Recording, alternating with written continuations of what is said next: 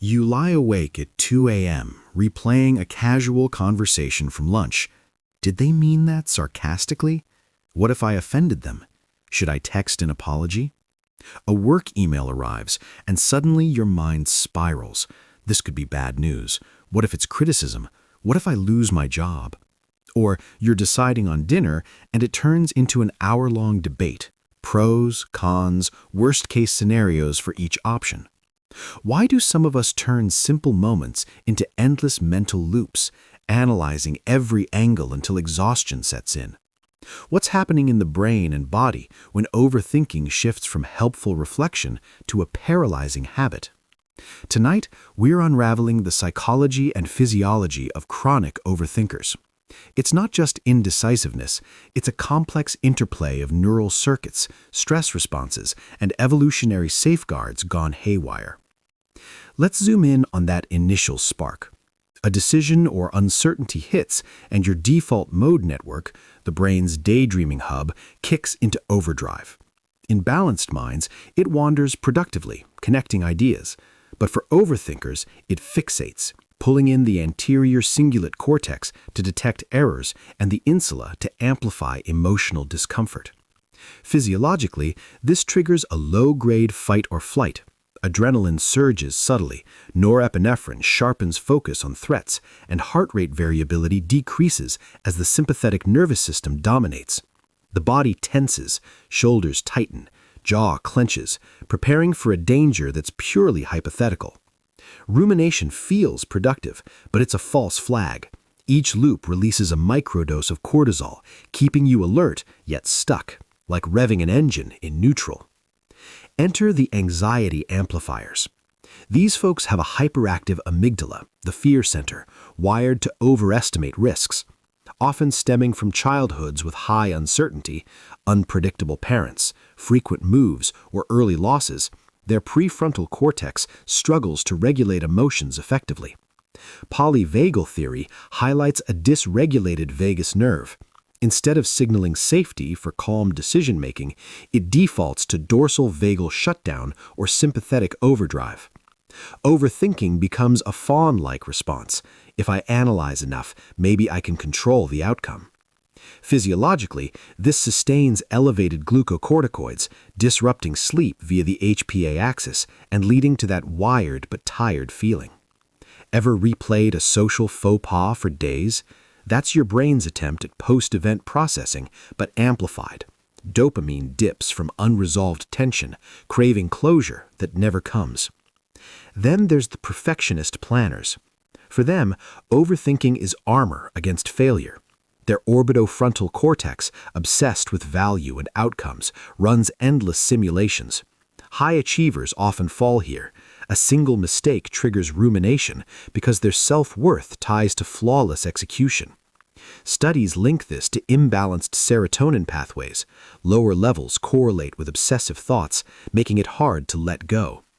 Physiologically, chronic overthinking ramps up inflammation via cytokines, taxing the immune system and contributing to headaches or digestive issues. They overthink not out of fear alone, but from a drive for certainty. If I analyze every variable, nothing can surprise me. But it backfires. Decision fatigue sets in, prefrontal resources deplete, and simple choices become monumental. Don't overlook the empathetic absorbers. With mirror neurons firing intensely, they overthink others' perspectives to an extreme. What if they're upset? How would this affect them? Their temporal parietal junction, key for theory of mind, works overtime, blending self and other. This empathy surplus stems from nurturing roles or past experiences where reading moods was survival. Oxytocin bonds them deeply, but without boundaries, it leads to vicarious stress, feeling others' potential pain as your own. Physiologically, this overload spikes cortisol in social contexts, eroding resilience and inviting burnout. They ruminate on relationships, dissecting texts or tones, because harmony feels essential. Disruption registers as bodily threat, with gut microbiome shifts amplifying anxiety. The trauma-trapped revisitors form another layer. Adverse experiences etch deep grooves in the hippocampus, replaying scenarios to prepare for repeats. PTSD-like mechanisms activate. The locus coeruleus floods norepinephrine, heightening arousal and making neutral events feel ominous. Overthinking here is hypervigilance disguised as analysis, scanning for patterns that echo old wounds. Physiologically, this perpetuates allostatic load, the body's wear from chronic stress, shrinking the prefrontal cortex over time and worsening the cycle. A benign comment spirals into "this is just like before," with flashbacks manifesting as racing thoughts rather than images. Culturally, overthinking thrives in high-stakes environments. Think competitive workplaces or societies valuing foresight over intuition. Gender norms can amplify it. Women often socialize to anticipate needs, leading to relational rumination, while men might channel it into strategic overplanning. Evolutionary roots trace to our ancestors. In uncertain worlds, mental simulation boosted survival. But today, with endless information, it overwhelms. Dopamine from insights reinforces the habit, even as serotonin plummets from indecision. Pull back. Why does the body cling to this?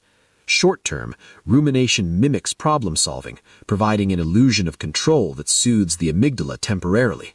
But long-term, persistent cortisol erodes telomeres, accelerating aging.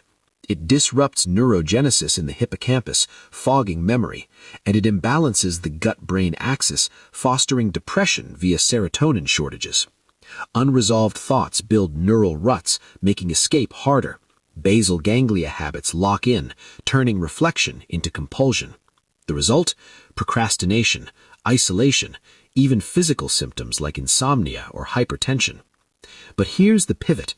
Overthinkers aren't flawed, they're equipped with powerful minds that notice nuances others ignore. Their depth fosters creativity, empathy, and insight when channeled. The shift isn't stopping thoughts, it's redirecting them. Neuroplasticity is key.